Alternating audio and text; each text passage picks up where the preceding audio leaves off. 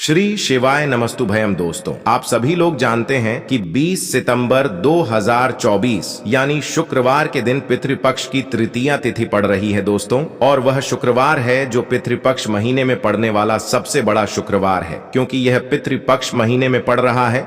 और आप सभी लोग जानते हैं कि पितृपक्ष का महीना 18 सितंबर से शुरू होकर 2 अक्टूबर तक चलेगा। गुरुजी ने कहा कि इस पितृपक्ष महीने का अपना एक अलग महत्व होता है। पितृपक्ष महीने में आपके पितर इस धरती पर आते हैं, और अगर हम उनको प्रसन्न करने के लिए कोई भी उपाय करते हैं तो वह आपसे प्रसन्न हो जाते हैं। तो दोस्तों, इस शुक्रवार तृतीया तिथि के दिन आपको यह उपाय अवश्य ही करना चाहिए। और दोस्तों, आप सभी लोग जानते हो, शुक्रवार का अगर सबसे बड़ा कोई उपाय है तो वह 2 चुटकी काला तिल वाला उपाय है। तो दोस्तों, इस शुक्रवार तृतीया तिथि के दिन आप लोगों को इस 2 चुटकी काला तिल वाला उपाय को जरूर करना है। बहुत सारे लोग होंगे जिन लोगों ने इस उपाय को ना किया हो, मतलब पूरा साल निकल गया, उन्होंने किसी भी दिन इस 2 चुटकी काला तिल वाला उपाय को ना किया हो। पर दोस्तों, आपके पास एक आखिरी मौका बचा हुआ है जो कि 20 सितंबर के दिन है। तो इस दिन आप लोगों को इस वाले उपाय को जरूर कर लेना है। भले ही आपने पूरे साल भर इस उपाय को ना किया हो, पर अगर आपने इस श्राद्ध पक्ष महीने की तृतीया तिथि शुक्रवार तृतीया तिथि के दिन अगर इस वाले उपाय को कर लिया तो आपको इस उपाय को करने का वह फल मिलेगा जिसकी आपने कभी कल्पना भी नहीं करी होगी। इसीलिए आप लोग इस वाले उपाय को एक बार जरूर कर लेना, ताकि आप लोगों के हाथ से यह मौका ना जा सके और आपको इस उपाय को करने का फल मिल सके। दोस्तों, यह उपाय पंडित जी ने अपनी अभी की ही शिव महापुराण की कथा में बताया है, जिस उपाय को आज हम आपको बहुत अच्छे से समझाने वाले हैं। इस वीडियो को देखने के बाद इस उपाय को समझने के लिए आपको कोई और वीडियो को देखने की जरूरत नहीं पड़ेगी। तो चलिए दोस्तों, उपाय को शुरू करते हैं। देखिए, यह इस पितृपक्ष महीने के शुक्रवार तृतीया तिथि के दिन यह इतना खास होता है, इतना महत्वपूर्ण होता है। देखा गया है कभी कभी बड़े बड़े पूजा पाठ अनुष्ठान से जो मनोकामना पूर्ण नहीं होते, वह पितृपक्ष महीने के दिन एक छोटे से उपाय करने से ही आपकी मनोकामना पूर्ण हो जाती है। और बहुत सारे लोगों ने इस उपाय को किया भी है और उनको इस उपाय को करने का फल भी जरूर मिला है। अगर आप लोग भी इस उपाय को करना चाहते हैं तो आप इस उपाय को पहले अच्छे से समझ लेना, सुन लेना, उसके बाद करना। आपको इस उपाय का फल जरूर मिलेगा। और इस उपाय को कर लेने से आपके घर में चाहे किसी भी प्रकार की दुख और समस्या क्यों ना चल रही हो, आपको उसका कारण भी नहीं पता है कि भाई यह समस्या किस कारण से चल रही है। उसका कुछ भी कारण हो सकता है, जैसे पितृदोष हो सकता है या किसी भी तरह का मंगल दोष भी हो सकता है। तो इस दिन आप लोगों को 2 चुटकी काला तिल वाला उपाय कर लेना है। यह एक ऐसा उपाय है जिस उपाय को अगर किसी विशेष दिन पर किया जाए तो भाई उस विशेष दिन का जो है वह तो हमें मिलता ही मिलता है। पर हमने उस दिन पर इस 2 चुटकी काला तिल वाला उपाय को किया है तो हमें उससे भी बड़ा फल मिलता है, और फल बहुत जल्दी मिलता है, क्योंकि आप इस उपाय को बहुत ही बड़े और विशेष दिन पर कर रहे हो। तो चलिए अब उपाय के बारे में बात करते हैं, लेकिन उससे पहले आप लोगों को यह जानना आवश्यक है कि आखिर यह उपाय किस समय करना है, किसको करना है और कैसे करना है। तो चलिए हम आगे आपको वीडियो में एक एक करके बता देते हैं। लेकिन उससे पहले अगर आप लोग हमारे चैनल पर नए हैं तो हमारे चैनल को सब्सक्राइब कर लेना, और इस वीडियो को लाइक करके कमेंट बॉक्स में श्री शिवाय नमस्तुभ्यम ओम नमः शिवाय जरूर टाइप कर देना।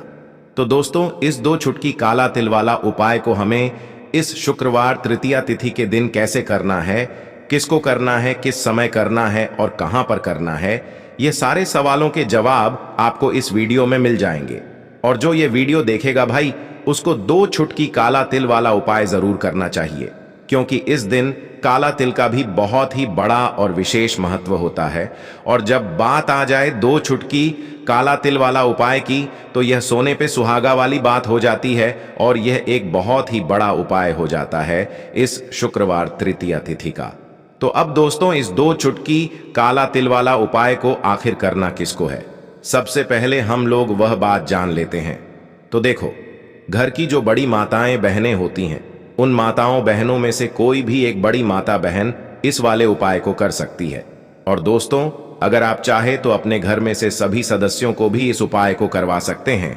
अगर किसी व्यक्ति की खुद की कोई मनोकामना है, खुद की कोई दुख और परेशानी है जो कि वह अपने लिए ही करना चाहता है, इस वाले उपाय को तो वह खुद अपने लिए भी कर सकता है।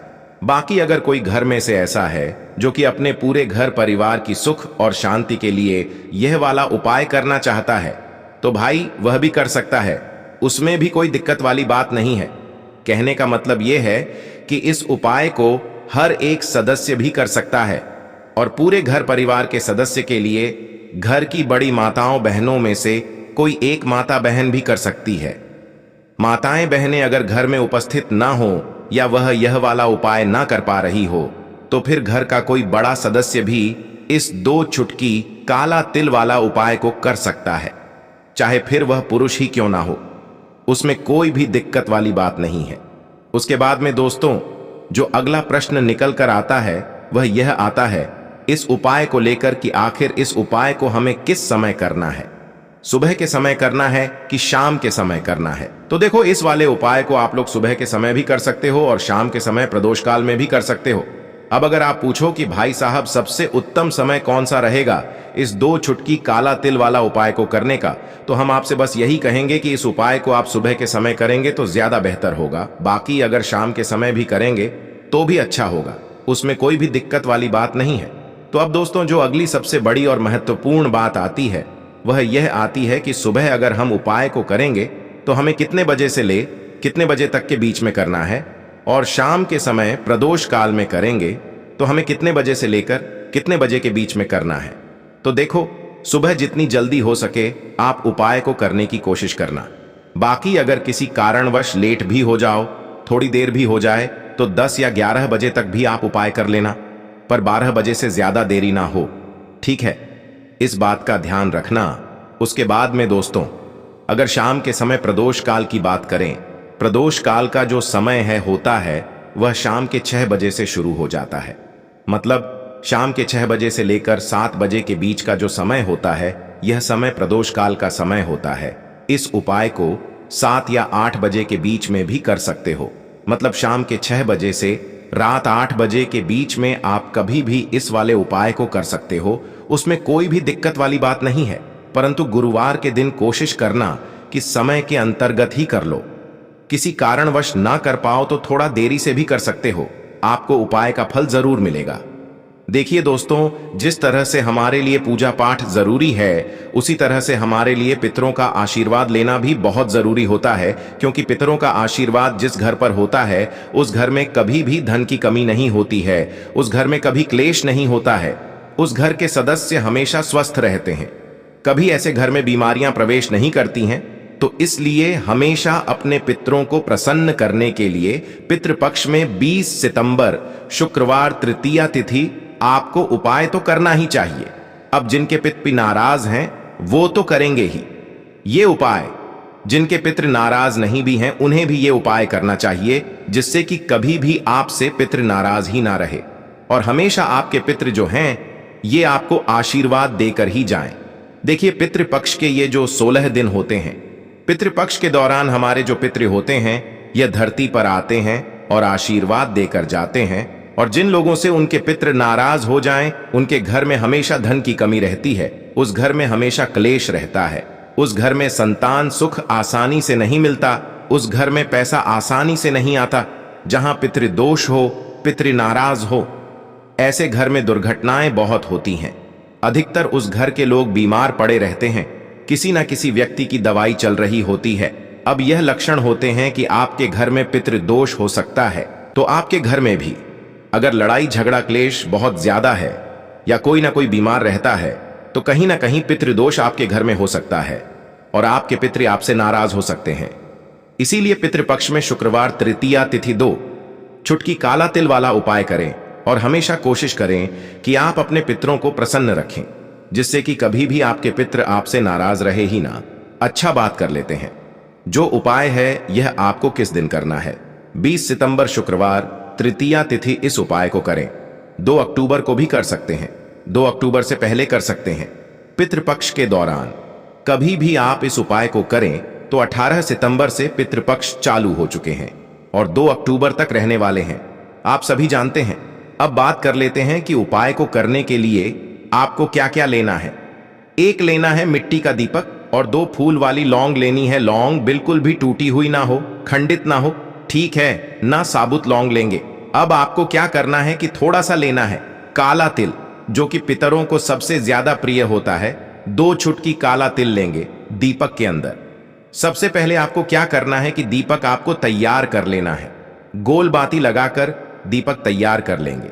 चाहे तो तिल का तेल इसके अंदर डाल लें या फिर आप घी का दीपक भी तैयार कर सकते हैं। अब आपको क्या करना है, इसी दीपक के अंदर 2 फूल वाली लौंग डालनी है। साथ ही साथ आपको क्या करना है कि 2 चुटकी तिल भी इसी दीपक के अंदर डाल देना है। अब यह दीपक आपको महादेव की शिवलिंग के पास जाकर जलाना है, महादेव के मंदिर में जाकर जलाना है। और अगर आप कर सकते हैं तो महामृत्युंजय पाठ अगर आप कर लेते हैं तो बहुत उत्तम है। अगर पाठ नहीं कर पा रहे हैं तो आप ऐसे ही महादेव का ध्यान कर लें, महादेव से प्रार्थना कर लें और उनसे कहे कि जो भी हमारे पितृ नाराज हैं, हमारे पितृ हमसे प्रसन्न रह। जो भी हमारे जीवन में दुख हैं, संकट हैं, कष्ट हैं, धन से जुड़ी समस्याएं हैं, कर्जे से जुड़ी समस्याएं हैं, घर में जो क्लेश है, इस तरह के सारे दुखों को हमारे जीवन से आप दूर करना। और कभी भी हमारे जीवन में, हमारे घर में पितृदोष ना आए, पितृ हमेशा प्रसन्न रह, तो ऐसी प्रार्थना कर लेना। अपने हिसाब से आपको जो भी महादेव से कहना है आप कह देना और यह दीपक शाम के समय में पितृपक्ष में लगा देना। इतना उपाय कर लीजिए और फिर देखिए आपके जीवन में कैसे दुखों का अंत होता है। आपके घर में कभी भी पितृदोष नहीं लगेगा, पितृ हमेशा प्रसन्न रहेंगे। चाहे तो पितृ नाराज हैं या पितृ नाराज नहीं भी है ना, तब भी आपको यह उपाय करना चाहिए, क्योंकि अगर पितृ नाराज हैं तो प्रसन्न हो जाएंगे, पितृ नाराज नहीं भी है तो कभी आपसे नाराज नहीं रहेंगे। लौंग शिविर शक्ति का स्वरूप होती है। काला तिल पितरों को सबसे प्रिय होता है। काला तिल श्री हरि विष्णु से भी जुड़ा है, काला तिल शनिदेव से भी जुड़ा हुआ है।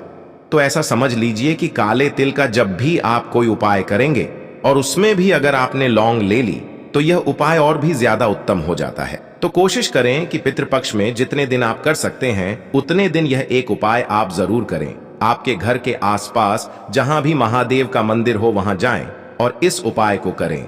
महादेव जो हैं ये देवों के भी देव हैं और इनकी कृपा जिसे मिलती है ना, उसका काल भी आकर कुछ नहीं बिगाड़ पाता है। और आप सभी जानते हैं महादेव के बारे में कि यह बहुत जल्दी प्रसन्न भी हो जाते हैं। चलिए अब बात कर लेते हैं अपने दूसरे उपाय की। देखिए आप अपने घर में जिस तरह से भी श्राद्ध पक्ष, पितृपक्ष में उपाय करते हैं, पिंड दान करते हैं, तर्पण करते हैं, लेकिन आपको एक काम जरूर करना है। आपको गौ माता को पितृपक्ष में जरूर से कुछ ना कुछ खिलाना है।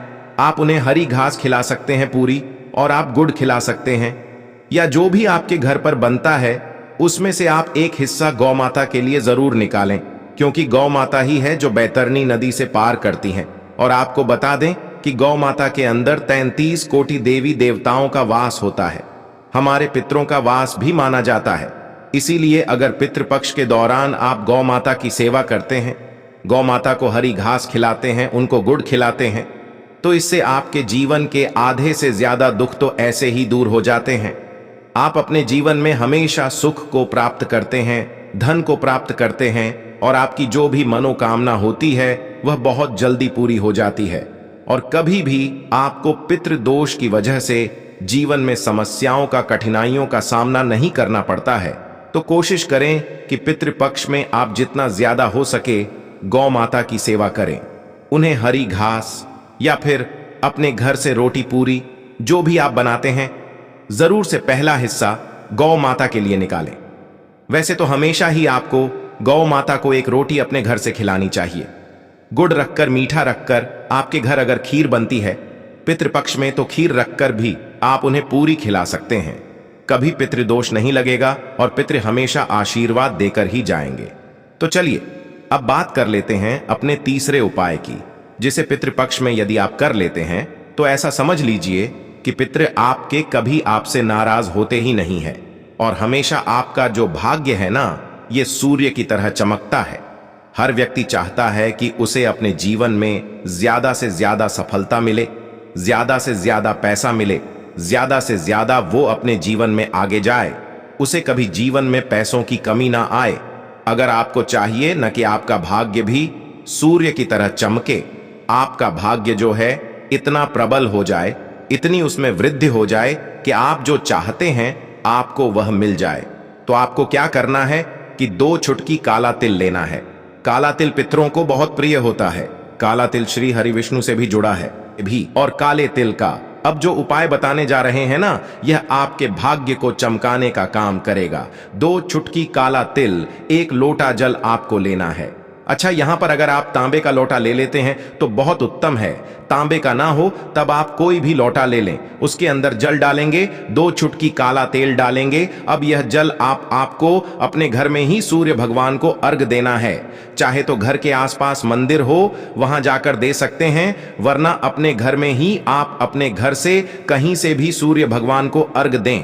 तो जब भी आप पितृपक्ष के दौरान, यानी पितृपक्ष के श्राद्ध पक्ष के ये जो दिन होते हैं, इन दिनों में आप यदि थोड़ा सा तिल डालकर जल में सूर्य भगवान को अर्घ देते हैं तो आपका जो भाग्य है यह सूर्य की तरह ही चमकता है। आपका पूरे जग में नाम होता है, हर कोई इंसान आपको जानता है। आप अपने जीवन में बहुत ऊंचाइयों पर जाते हैं और कभी भी धन की कमी तो आपके जीवन में आती ही नहीं है। तो कोशिश करें कि पितृपक्ष में, श्राद्ध पक्ष में यह उपाय आप जरूर करें। सूर्य भगवान को तिल डालकर आप अर्घ जरूर दें। तो दोस्तों, यह थे पूज्य गुरुजी द्वारा बताए गए कुछ बहुत ही खास उपाय। अगर आपको जानकारी अच्छी लगी हो तो वीडियो लाइक करिएगा। मिलते हैं फिर एक नए वीडियो के साथ। श्री शिवाय नमस्तुभयम।